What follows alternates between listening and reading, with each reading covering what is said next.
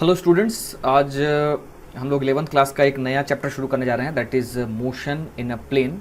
ये आपका एनसीईआरटी का 4th चैप्टर है। तो आइए सबसे पहले देखते हैं कि कौन कौन से टॉपिक इस चैप्टर में हम लोग पढ़ने वाले हैं। सबसे पहला जो है हम लोग पढ़ेंगे बेसिक डेफिनेशंस। मतलब ये डेफिनेशन हमने 1D मोशन में भी पढ़ रखा है, बट 2D के रेस्पेक्ट में, मतलब जब हम लोग वेक्टर पढ़ चुके हैं तो उन्हीं चीज़ों को हम लोग फिर से एक ब्रॉडर टर्म में कैसे डिफाइन कर सकते हैं, जैसे एक्सेलरेशन, वेलोसिटी, पोजीशन, डिस्प्लेसमेंट, इन सारे टर्म्स को सबसे पहले देखेंगे। फिर इसके बाद एक स्पेसिफिक टॉपिक जो कि काफ़ी इंपॉर्टेंट टॉपिक है, प्रोजेक्टाइल मोशन। 2D मोशन का एक बहुत ही अच्छा एग्जाम्पल है ना, डे टू डे लाइफ में जिसको हम ऑब्जर्व करते हैं, तो इसके बारे में बहुत डिटेल में पढ़ेंगे। इसके बाद हम लोग पढ़ेंगे रिलेटिव मोशन। रिलेटिव मोशन का मतलब कि जैसे दो ऑब्जेक्ट्स मूव कर रहे हैं तो एक के रिस्पेक्ट में दूसरे की वेलोसिटी बताना, ठीक है।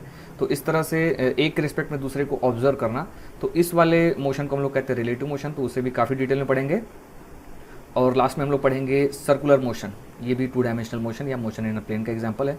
तो बेसिकली ये 4 टॉपिक्स हम लोग पढ़ने वाले हैं। बेसिक डेफिनेशन सबसे पहले पढ़ेंगे, प्रोजेक्टाइल मोशन, रिलेटिव मोशन और circular motion. So basic definition पढ़ने का मतलब ये है क्योंकि ये कॉमन है, ये आपके projectile motion, relative motion, circular motion हर जगह आने वाला है। इवन ये 1 डायमेंशनल मोशन में भी ये वैलिड होता है, लेकिन चूंकि हमने वहाँ पर वेक्टर वगैरह अच्छे से नहीं पढ़ा था, इसलिए वहाँ पर हमने इन चीज़ों को काफ़ी डिटेल में नहीं पढ़ा था।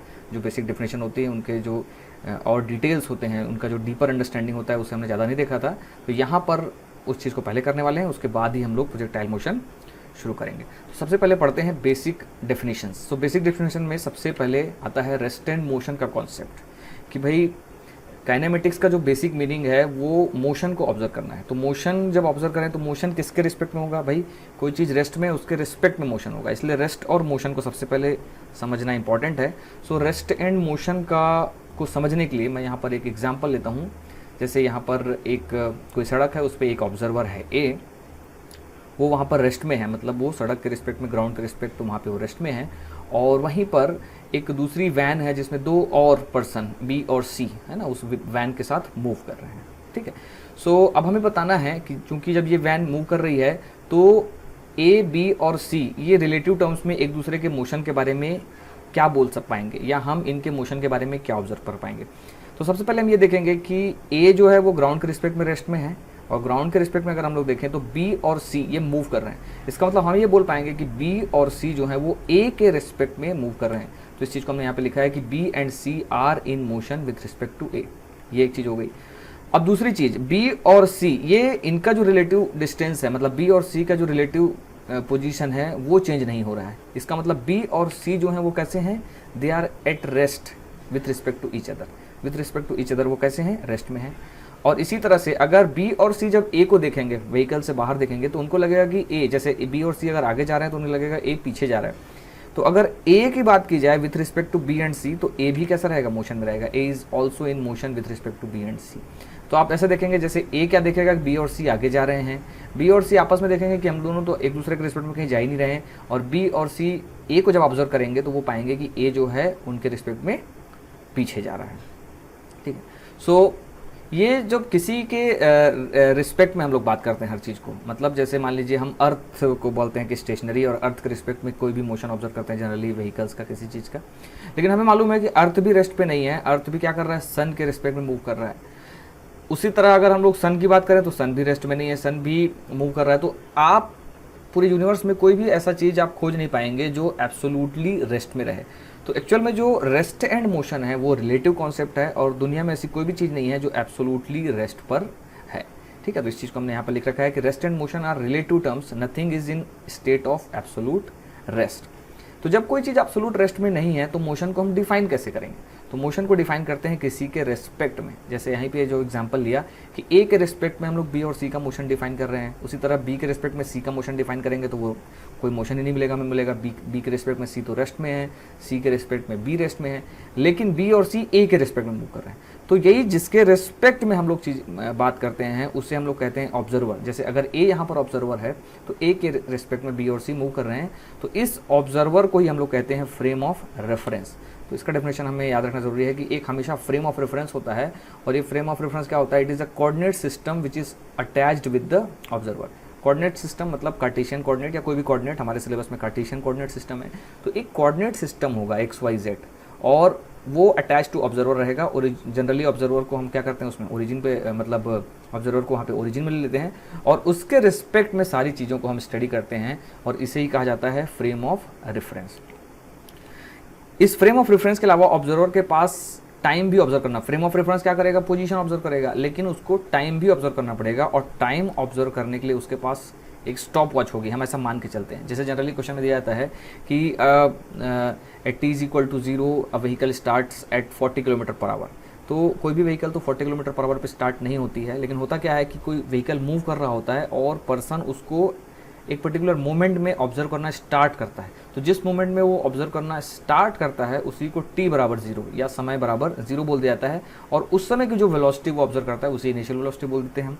इसलिए ऑब्जर्वर के साथ हम मान के चलेंगे कि उसका एक स्टॉप वॉच रहेगा जो ऑब्जर्वेशन शुरू होते समय उसका जो टाइम रहेगा वो t = 0 रहेगा और उसी स्टॉप वॉच के हिसाब से वो अलग अलग टाइम पे जिस ऑब्जेक्ट की को वो ऑब्जर्व कर रहा है उसका पोजीशन वो मेजर करता रहेगा।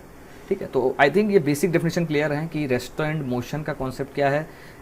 रेस्ट एंड मोशन जो है वो एब्सोलूट नहीं है, मतलब कोई भी चीज़ एब्सोलूट मोशन या एब्सोलूट रेस्ट में नहीं है, ये चीज़ें रिलेटिव होती हैं और इसीलिए हमेशा हमें फ्रेम ऑफ रेफरेंस की ज़रूरत पड़ती है जिसके रिस्पेक्ट में हम लोग रेस्ट और मोशन को डिफाइन करते हैं। लास्ट हमने पढ़ा कि ऑब्जर्वर के पास हमेशा एक स्टॉप वॉच होगी, है ना, वो स्टॉप वॉच एक नॉर्मल वॉच से अलग होगी, मतलब उस पर्टिकुलर मोमेंट में जब वो ऑब्जर्व करना शुरू करेगा वहीं पर वो t = 0 सेट करेगा और वहीं से समय आगे बढ़ेगा और उस t = 0 में जो भी ऑब्जर्वेशन रहेगा उसे नोट करेगा, फिर आगे के टाइम में उन ऑब्जर्वेशन को नोट करेगा और उसके हिसाब से वो वेलोसिटी, डिस्प्लेसमेंट, एक्सेलरेशन जो भी कैलकुलेट करना है उस ऑब्जर्वर के रिस्पेक्ट में कैलकुलेट होगा।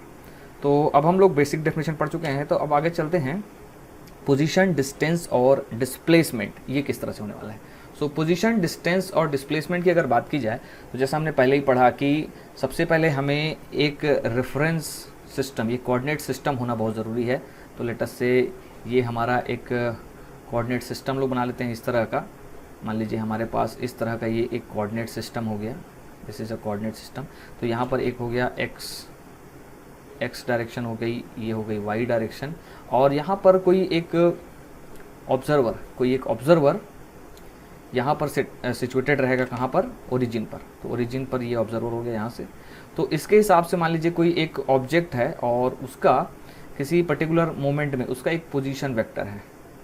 लेट अस से किसी पर्टिकुलर मोमेंट में उसका एक पोजीशन वेक्टर है और वो है RI और ठीक है, तो इसको मैं पोजीशन वेक्टर बना लेता हूँ। लेट अस से ये है वो पोजीशन वेक्टर और इस पोजीशन वेक्टर का हमने नाम दे दिया RI। तो एक्चुअली होगा क्या, ये एक पोजीशन है, इस पोजीशन का एक कोऑर्डिनेट होगा that will be given by XA, YA। Let us से ये इनिशियल पॉइंट था, यहाँ पर ऑब्जर्वर था, ऑब्जेक्ट था और t = 0 पर इसे ऑब्जर्व किया गया, ये यहाँ पर था। कुछ समय बाद ये ऑब्जेक्ट क्या करेगा, ये ऑब्जेक्ट मूव करके, लेट अस से ये कुछ इस तरह से मूव करता है, इस तरह से कुछ एक पाथ में मूव करके यहाँ पहुँच जाता है। तो ये इस तरह से मोशन करता है और ये यहाँ पहुँच जाता है, तो हम इसका फाइनल पोजीशन बना सकते हैं। तो ये इनिशियल पोजीशन वेक्टर था, तो ओरिजिन से ज्वाइन करता हुआ ये कहलाएगा फाइनल पोजीशन वेक्टर। तो ये बन जाएगा फाइनल, इसे हम लोग लिख देंगे RF। सो ये हो गया इनिशियल पोजीशन वेक्टर, ये final position vector. So final position में भी क्या रहेगा, एक कोऑर्डिनेट रहेगा इसका, इसको बोल देंगे XB, YB। और इनिशियल से फाइनल पोजीशन की तरफ जोड़ने वाला एक वेक्टर हम लोग बनाएंगे, इस वेक्टर को कहा जाता है डिस्प्लेसमेंट वेक्टर। तो ये वेक्टर बन जाएगा डिस्प्लेसमेंट वेक्टर, ठीक। तो ये बन जाएगा डिस्प्लेसमेंट वेक्टर। तो ये हो गया इनिशियल वेक्टर, ये इसकी इनिशियल पोजीशन हो गई, ये फाइनल पोजीशन वेक्टर हो गया और ये लाल कलर से जो हमने बताया ये बन गया position vector, displacement vector. Displacement vector को लिखा जाता है डेल्टा R से। डेल्टा R से हम लोग डिस्प्लेसमेंट वेक्टर लिखेंगे और ये जो ब्लू कलर से इसका जो पाथ लेंथ हुआ है, इसे देखिए, डिस्प्लेसमेंट वेक्टर को डेल्टा R से भी लिखते हैं और इसे डेल्टा R या डेल्टा S दोनों लिखा जाता है। और ये जो ब्लू कलर से हमने बनाया है ये इसको खाली डेल्टा S लिखा जाता है। देखिए दोनों में कन्फ्यूजन नहीं होना है।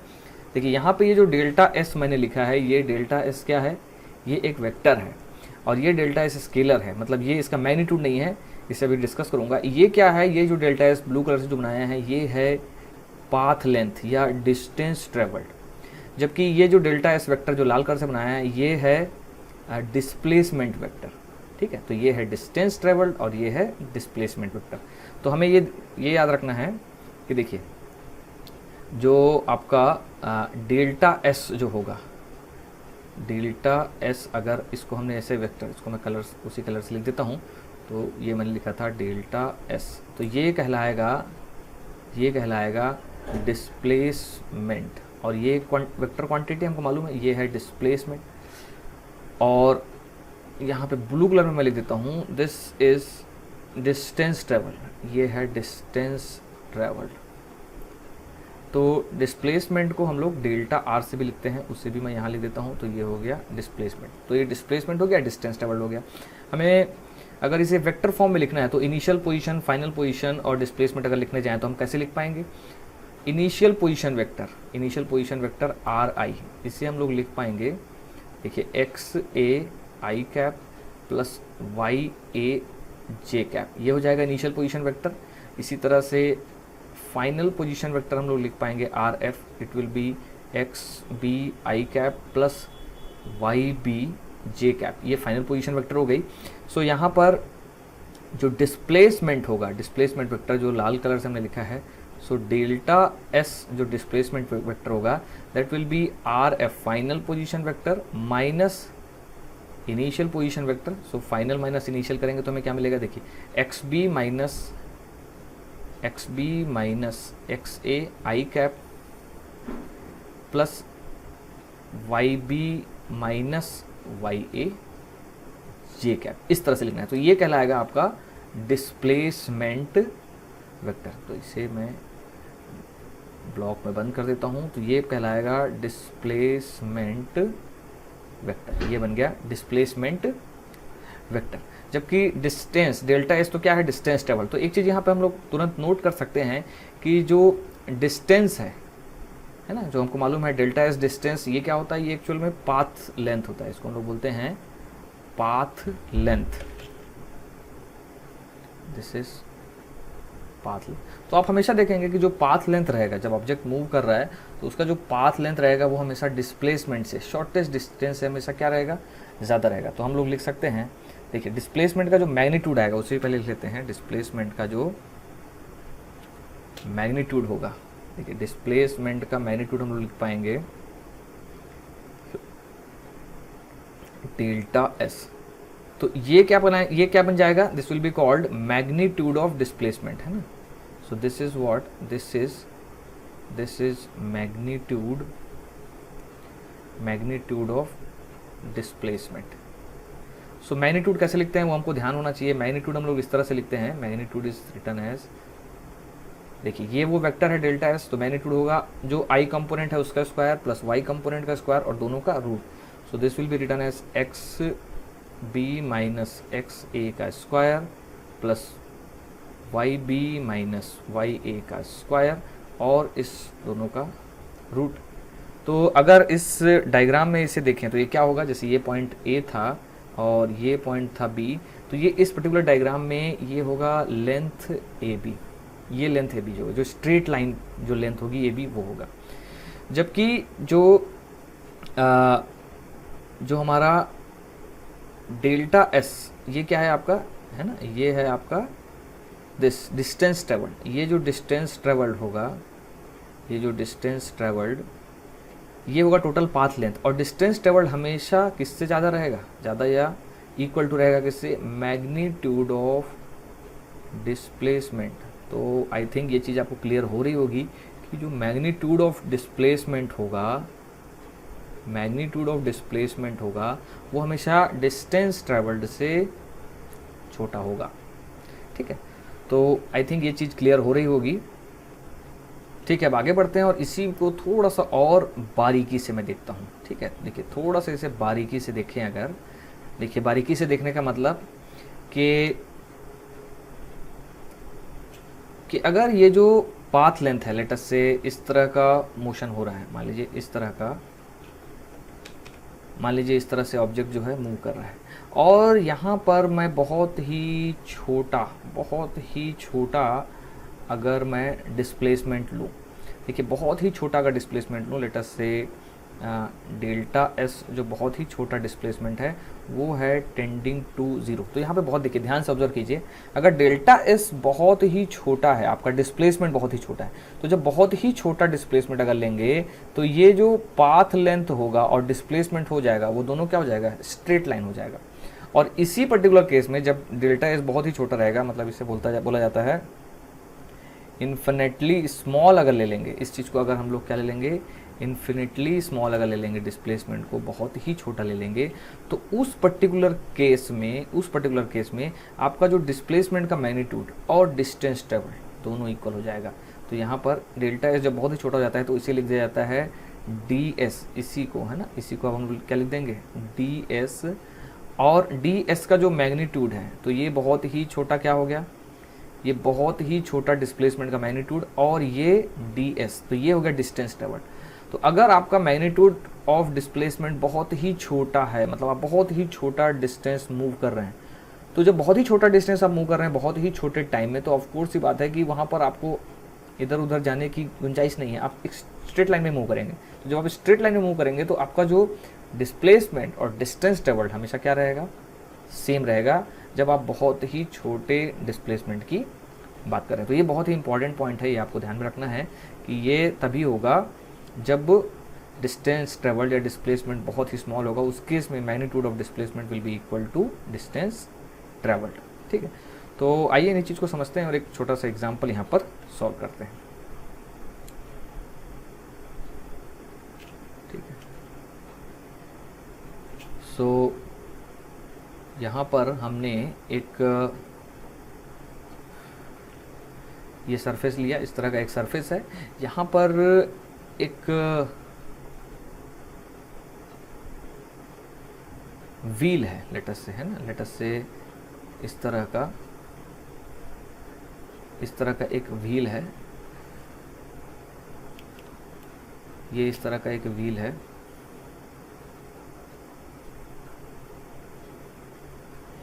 तो ये एक व्हील है और इस व्हील में ये बहुत सारे पॉइंट्स में बना देता हूँ। लेटस से यहाँ पे पॉइंट्स हैं, पॉइंट ए, पॉइंट बी और ये है पॉइंट सी। सो हमें बताना है कि आफ्टर हाफ रिवॉल्यूशन हमें बताना है डिस्प्लेसमेंट ऑफ, हमें बताना है क्या, displacement of A B and C after half revolution of wheel.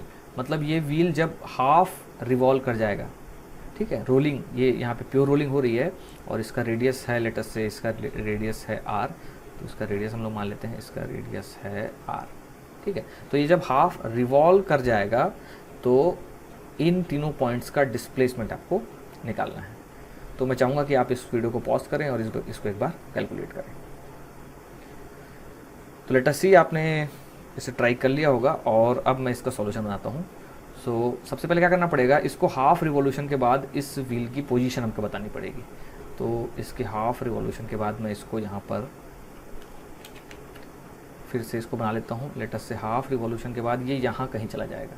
तो जब हाफ रिवॉल्यूशन हुआ है और ये रोल कर रहा है प्योरली, इसका मतलब देखिए ये जो डिस्टेंस होगा यहाँ से, ये जो डिस्टेंस होगा यहाँ से, ये जो डिस्टेंस ये ट्रैवल करेगा, this distance will be equal to, ये डिस्टेंस कितना होता है, this distance will be equal to, ये देखिए ये जो सरकमफरेंस है यहाँ से यहाँ तक, सरकमफरेंस का आधा ये ट्रैवल करके यहाँ तक आया है। इसका मतलब हाफ जब ये रिवॉल्व किया, मतलब ये बी पॉइंट यहाँ पर आ चुका है, तो ये डिस्टेंस हो जाएगा pi into r, this distance. ठीक है, ये बी पॉइंट यहाँ पे आ गया, तो ये डिस्टेंस हो गया पाई इंटू आर, और ये बी पॉइंट यहाँ पे आ गया। ठीक है, तो ये बी पॉइंट को मैं लाल से बना देता हूँ। तो ये है हमारा पॉइंट बी, ये पॉइंट यहाँ पे आ गया। तब जब बी पॉइंट यहाँ पे आ जाएगा तो सी पॉइंट, देखिए सी पॉइंट यहाँ पे आ जाएगा, सी पॉइंट यहाँ पे आ जाएगा, this will be C point, और ए पॉइंट जो है ये यहाँ पे आ जाएगा।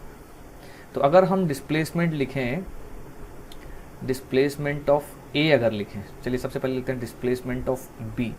तो डिस्प्लेसमेंट ऑफ बी अगर लिखने जाएं तो देखिए यहाँ से लेकर ये इस पॉइंट तक आया है, यहाँ से लेकर ये इस पॉइंट तक मूव किया है। तो ये राइट एंगल अगर हम लोग कंप्लीट करें, ये वाला राइट एंगल इस तरह से, तो ये जो, इसको मैं बोल देता हूँ ओ, ये है ओ, तो ओ बी जो है ये है पाई आर, और ये वाला डिस्टेंस है 2r। So magnitude of displacement of b अगर निकालेंगे, shortest distance between these 2 points, तो this will be under root of pi r का स्क्वायर प्लस 2r का स्क्वायर, ये हो जाएगा। इसी तरह से अगर हम बात करें डिस्प्लेसमेंट ऑफ सी का, डिस्प्लेसमेंट ऑफ सी का मैग्नीट्यूड अगर निकालें, देखिए ये टोटल लेंथ है पाई आर, और पाई आर में से यहाँ पे आर घटा दीजिए और यहाँ पे आर घटा दीजिए, तो ये हो जाएगा पाई आर माइनस 2r। और इसी तरह से डिस्प्लेसमेंट ऑफ ए अगर देखेंगे उसका मैग्नीट्यूड, तो उसमें क्या होगा, ये डिस्टेंस है पाई आर, उसमें से ये आर आगे और आर पीछे, तो ये होगा पाई आर प्लस 2r। आगे बढ़ते हैं और अब हम पढ़ते हैं average velocity and average speed. तो ये डेफिनेशन हमने पहले भी पढ़ रखे हैं। जो एवरेज वेलोसिटी होता है उसे किस तरह से डिफाइन करते हैं, एवरेज वेलोसिटी, और इसका जो नोटेशन है वो बहुत इंपॉर्टेंट है। तो इसको लिखेंगे हम लोग वी एवरेज, और यहाँ पर वेक्टर बनाएंगे, तो ये कहलाएगा एवरेज वेलोसिटी। और ये क्या होता है, ये होता है total displacement upon total time, so इसे इस तरह से लिखा जा सकता है वेक्टर फॉर्म में, डेल्टा आर ये होता है displacement vector upon delta t, या इसी को डेल्टा एस भी लिखा जाता है, displacement vector upon delta t. तो ये हमको ध्यान रखना है। इसी तरह से अगर बात की जाए एवरेज स्पीड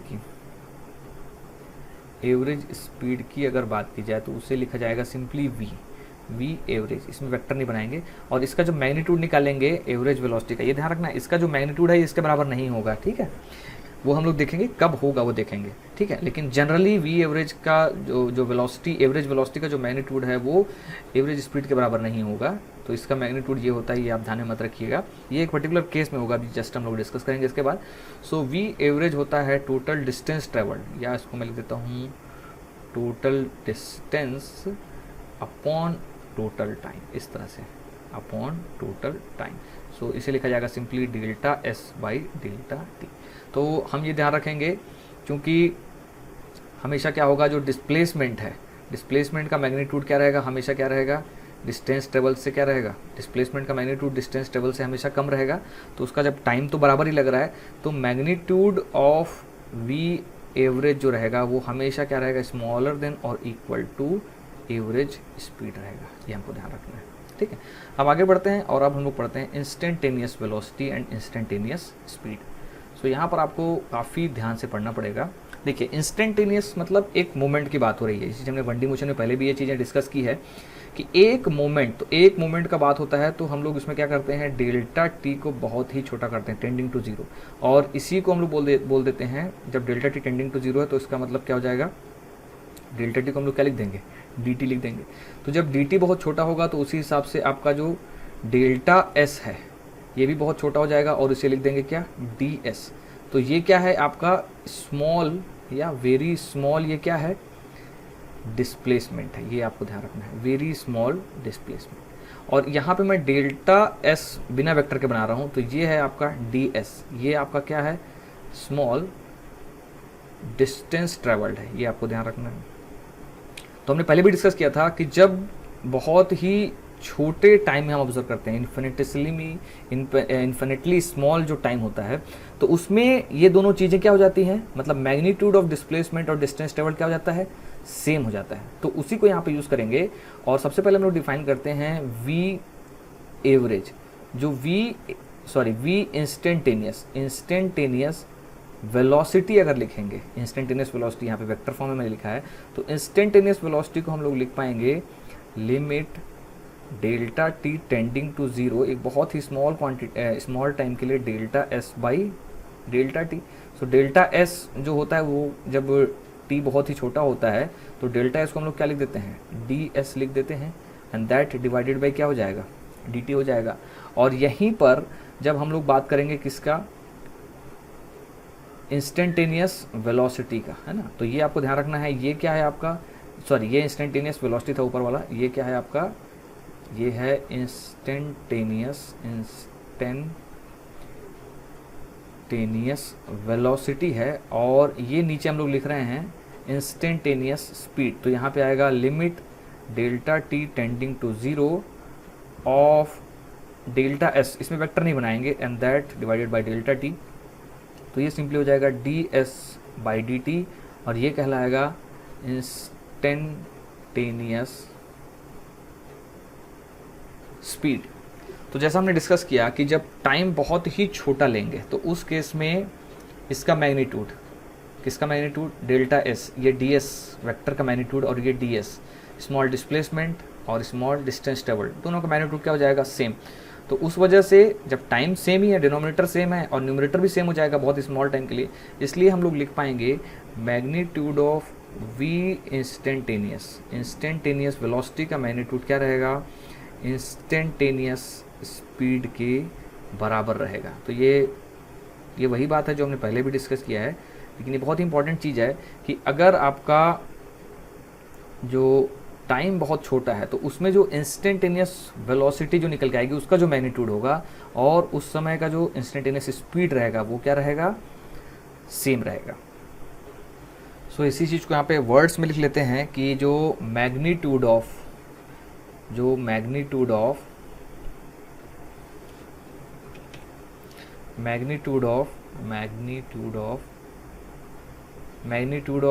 इंस्टेंटेनियस वेलोसिटी, ये जो हमने लिखा है ये क्या है, this is magnitude of instantaneous velocity will be equal to, ये जो क्वांटिटी है v instantaneous, it is instantaneous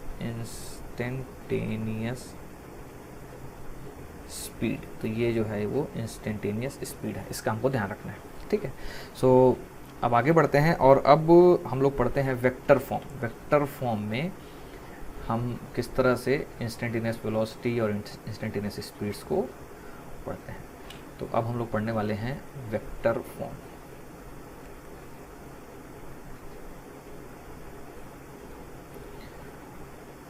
सो जो v इंस्टेंटेनियस है उसे मैं सिंपली क्या लिखूंगा, इस तरह से बताऊंगा। तो ये बन जाएगा क्या, this will B instantaneous velocity, इसे हम लोग बोलेंगे इंस्टेंटेनियस वेलोसिटी। सिंपल अगर v लिख दिया तो ये बन जाएगा इंस्टेंटेनियस स्पीड, और इसी को इस तरह से मैग्नीट्यूड किया तो ये हो गया मैग्नीट्यूड ऑफ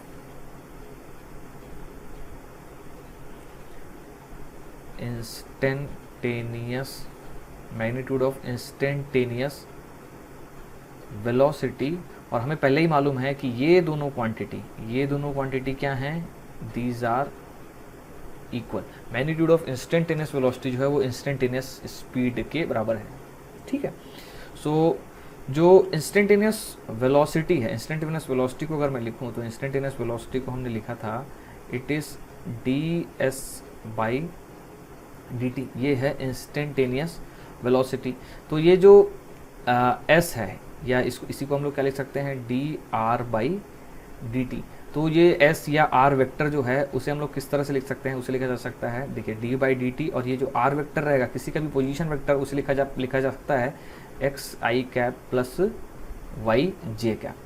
सो जो इंस्टेंटेनियस वेलोसिटी निकल के आएगी इसे हम लोग डिस्ट्रीब्यूट कर सकते हैं, तो ये हो जाएगा d x by d t i cap plus d y by d t j cap. Just इसको हमने क्या कर दिया, यहाँ पे डिस्ट्रीब्यूट कर दिया। सो ये जो इंस्टेंटेनियस वेलोसिटी निकल के आया तो D x by d T को लिखा जाता है एक्स कंपोनेंट ऑफ वेलोसिटी और वी एक्स आई हो गया, और इसे लिखा जाता है वाई कंपोनेंट ऑफ वेलोसिटी, तो ये हो गया वी वाई जे। तो इस तरह से हम लोग लिखते हैं वेक्टर फॉर्म में किसी वेलोसिटी को लिखा जाता है, ठीक है। तो इसका मीनिंग क्या है उसे हम लोग देखते हैं। तो इसका मीनिंग होगा, देखिए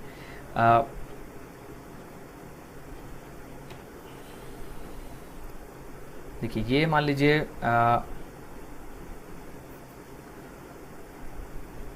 ये डायरेक्शन ऑफ वेलोसिटी है, ये है डायरेक्शन ऑफ वेलोसिटी, ये एक्चुअल डायरेक्शन ऑफ वेलोसिटी है। तो मान लीजिए ये x डायरेक्शन है, तो x डायरेक्शन में इसी वेलोसिटी का x कंपोनेंट क्या होगा उसे हम बना लें। तो ये होगा मान लीजिए x कंपोनेंट इधर होगा इस तरफ से, ये x कंपोनेंट होगा vx, और इसी तरह से यहाँ पर ये होगा y कंपोनेंट। तो मान लीजिए ये है एंगल थीटा और ये है वी वाई। सो यहाँ पर ये रेक्टेंगल हम लोग कंप्लीट कर सकते हैं। देखिए ये रेक्टेंगल इस तरह से आप कंप्लीट करेंगे तो बेसिकली आप पैरेललोग्राम लॉ से देख सकते हैं कि ये जो v x i cap vector बनेगा इस डायरेक्शन का, और ये बनेगा v y j cap vector. तो इन दोनों वेक्टर का ही sum v x i cap plus v y j cap, यही सम क्या बन रहा है, वी बन रहा है।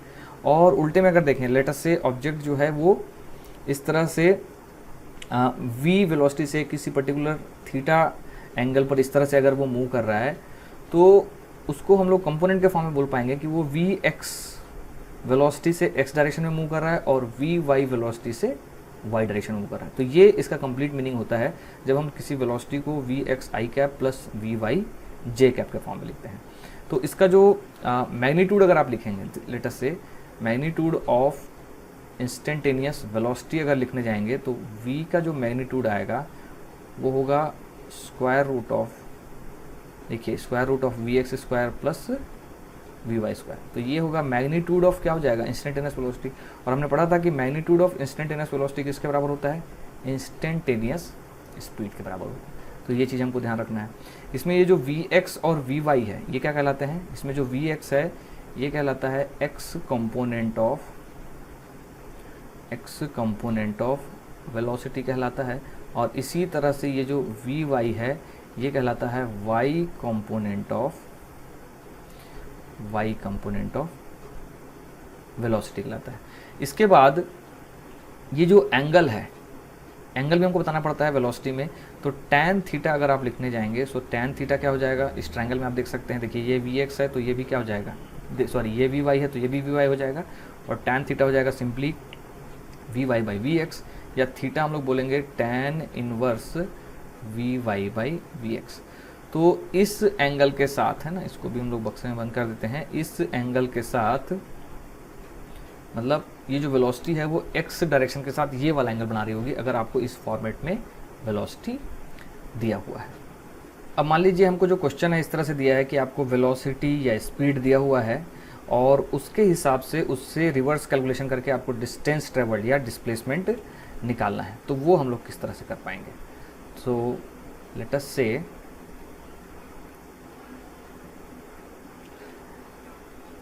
से हमें वेलोसिटी दिया हुआ है, ठीक है। तो वेलोसिटी हम लोग किस तरह से लिखते हैं, तो हमें दिया हुआ है वेलोसिटी। सो वेलोसिटी को लिखा जाता है d s by d T, इस तरह से लिखा जाता है। और इसी को अगर हम लोग रीअरेंज करें तो देखिए डी एस ये क्या है, स्मॉल डिस्प्लेसमेंट, तो इसे अगर मैं रीअरेंज करूं तो डी एस को लिखा जा सकता है, d s can be written as v d t, ये इंपॉर्टेंट है। और अगर इसे हम लोग इंटीग्रेट कर दें तो हमें फाइनली क्या मिल जाएगा, integration of D s, small displacement को आप जोड़ते जाएंगे वेक्टर फॉर्म में तो आपको मिलेगा complete displacement, and that will be equal to integration of v dot d t. अब इसमें ध्यान रखना है ये जो v है ये क्या है, ये वेलोसिटी है, ठीक है। अब इसी में अगर हम तो ये तो हमने क्या निकाला, ये हमने निकाला टोटल डिस्प्लेसमेंट निकाला, फाइनाइट डिस्प्लेसमेंट जो निकला ये निकल गया टोटल डिस्प्लेसमेंट। अब अगर हमको निकालना है डिस्टेंस ट्रैवल, सो उसके लिए अगेन जाएं तो देखिए इस डिस्टेंस ट्रैवल के लिए हमें डिफाइन करना पड़ेगा इंस्टेंटेनियस स्पीड। तो इंस्टेंटेनियस स्पीड को हम लोग डिफाइन करते हैं D s by d t. तो ये स्मॉल टाइम है और ये उसमें स्मॉल डिस्टेंस ट्रेवल्ड है, ये डिस्प्लेसमेंट था, ये डिस्टेंस ट्रेवल्ड है। तो इसी को अगर हम लोग रीअरेंज करें तो हम लिख पाएंगे d s small distance travelled will be equal to v d t. लेकिन एक चीज़ हमको याद है कि ये जो इंस्टेंटेनियस स्पीड होता है ये क्या होता है, this is equal to magnitude of instantaneous velocity, मतलब ये इसके मैग्नीट्यूड के बराबर है। तो इसी को हम लोग लिख सकते हैं क्या, magnitude of instantaneous velocity into d t. So d s जब हमको लिखना होगा, d s can be written as integration of magnitude of instantaneous velocity into d t. और मैग्नीट्यूड ऑफ इंस्टेंटेनियस वेलोसिटी हमने पहले ही निकाल के रखा है, तो उसे अगर यहाँ पे फीड कर दें तो मैग्नीट्यूड ऑफ इंस्टेंटेनियस वेलोसिटी होता है under root of v x square plus v y square that into d t. So v x और वी वाई हमको मालूम होना चाहिए, वी एक्स क्या होता है d x by d t, इसी तरह से वी वाई होता है d y by d t. तो ये दोनों वैल्यूज यहाँ पे डाल देंगे तो स्मॉल डिस्टेंस ट्रेवल इसे लिखा जा सकता है डी इसकी जगह आएगा d x by d t का square plus d y by d t का स्क्वायर और इस पूरे का अंडर रूट। अब इसमें से अगर हम लोग D x by d T square इसे अगर कांस्टेंट कॉमन लेकर बाहर ले लें, इसे अगर हम लोग बाहर ले लें तो देखिए किस तरह का दिखेगा। डी एस जो स्मॉल डिस्प्लेसमेंट है, सॉरी स्मॉल डिस्टेंस ट्रेवल्ड है, इसमें से देखिए D integration of D x by d T को आप बाहर ले लीजिए तो अंडर रूट में यहाँ पे बचेगा 1 plus d y by d t का square that divided by d x by d t का स्क्वायर। तो ये हो जाएगा and this entire thing into, यहाँ पर डी टी हम लोग भूल गए थे, this entire thing into d t. अब इसमें से एक डी टी तो आप यहाँ से बाहर ही कैंसिल कर देंगे तो डी टी कैंसिल हो जाएगा और इसमें भी आप देखेंगे ये क्या बन जाएगा, ये डी टी यहाँ से कैंसिल हो जाएगा ऊपर नीचे दोनों, तो ये हो जाएगा d y by d x का whole square. So d s जो होगा, सॉरी यहाँ पे मैं गलती कर रहा हूँ, यहाँ पे राइट साइड मैंने इंटीग्रेशन कर दिया है लेकिन लेफ्ट साइड में इंटीग्रेशन नहीं किया, तो ये पूरा इंटीग्रेशन यहाँ पर भी लग जाएगा और फाइनली ये बन जाएगा डेल्टा एस, या इसको मैं मिटा के लिख ही देता हूँ।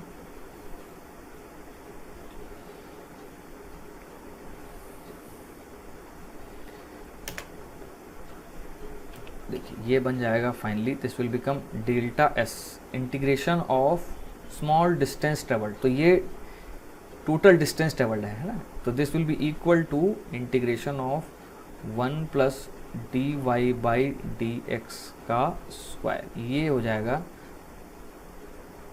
दिस इंटू डी एक्स यहाँ पर बचा था। तो ये बन जाता है टोटल डिस्टेंस ट्रेवल्ड, या इसी को हम लोग बोलते हैं path length. So this is total distance travelled, या इसे पाथ लेंथ बोला जा सकता है ना। तो इसको मैं यहाँ पे लिख देता हूँ, दिस इज डिस्टेंस ट्रेवल्ड